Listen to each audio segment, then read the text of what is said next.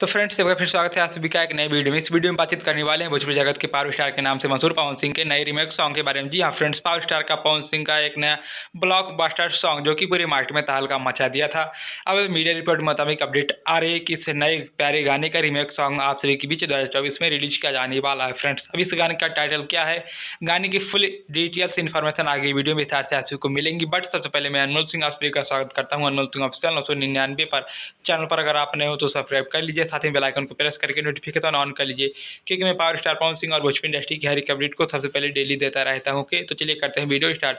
Power star Pawan Singh का एक blockbuster गाना, जिस गाने में पावर स्टार पवन सिंह जी के साथ क्वीन शालिनी ने अपने प्यारा अंदाज दिखाया था इस वीडियो गाने में, जिस गाने का टाइटल था धनी हो सब धन। जी हाँ फ्रेंड्स, गाने का टाइटल है धनी हो सब धन, जिस गाने में पावर स्टार पवन सिंह और फीमेल सिंगर शिवांगी सिंह जी की प्यारी आवाज ने इस गाने में तहलका मचा दिया था। और गाना आशी म्यूजिक की यूट्यूब चैनल पर रिलीज किया गया था, जो कि गाना एकदम सुपर डुपर हिट ब्लॉकबस्टर साबित हुआ था जब ये गाना मार्केट में लॉन्च किया गया था फ्रेंड्स।